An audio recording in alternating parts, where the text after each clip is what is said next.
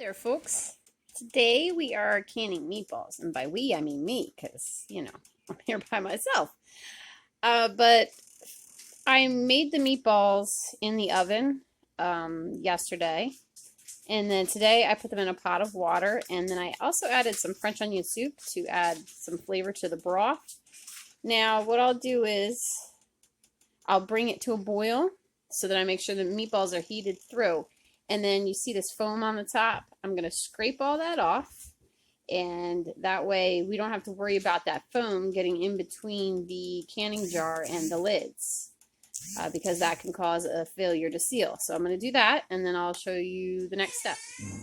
For the next step, I pulled this off of the stove. You don't really want to do that, except for the fact there's no counter space on the other side of my stove. It's not the best setup for canning.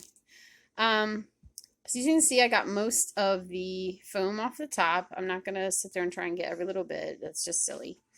I pulled my jars out of the oven, which I used to warm it up. Some people say not to do that because the dry heat can break your jars. Yes, that's true, but my grandmother, who is 86, who also still cans, uses her oven to heat up hers, and she's never had one crack on her. So just do it at your own discretion. If you put them in cold and then turn on the oven, you're not going to have a problem because there's no temperature differential to cause the cracking. So that's what I do. And the next step will be I will fill these jars with the meatballs. So I'll do that because I can't film and do that at the same time. So I'll be back.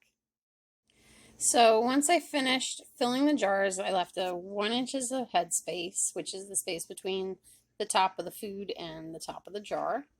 I then wiped the lids, the jars, with a wet rag in order to get off the fat that may have splashed onto there, because like I said before, that will cause a failure to seal, which is what we don't want. So now I'll put a lid on, which I put in boiling water.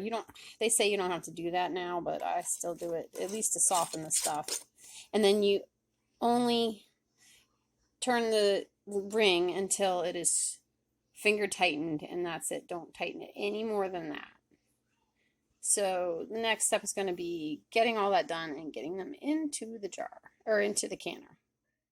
I've loaded the jars in the warm canner. Do not do as I do and forget the rack in the bottom. I don't know if you can see that or not. You should never ever put the jars in the bottom of your pot that either you're doing water bath canning or pressure canning in. Make sure you put that rack down, because otherwise your jars could break. It would be very awful to have done all that work and then have your jars break. So then we're going to put the lid on and get it set up to start pressure canning. This should be canned at 10 pounds of pressure unless you're at a higher elevation, in which case you're going to have to look that up for yourself, for 90 minutes because these are quarts. Hissing, that means that the steam is venting out of the pressure valve. You need to let that go for 10 minutes.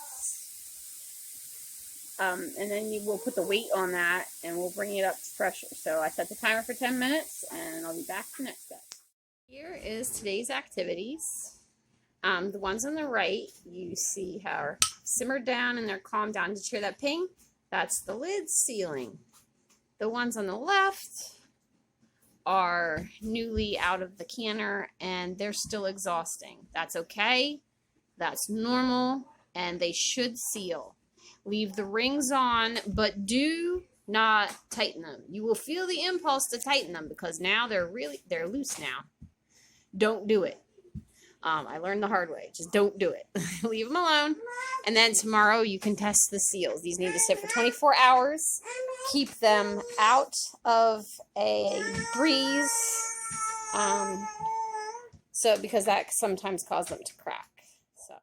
So not only did I end up with 11 quarts of meatballs and 2 quarts of broth, but I had a little bit extra, not enough meatballs to make another quart.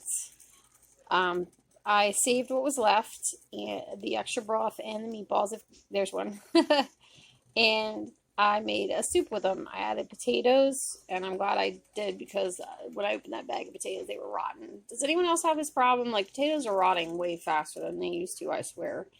And then I added some cut up tomatoes, zucchini, and summer squash that our neighbors so kindly brought over.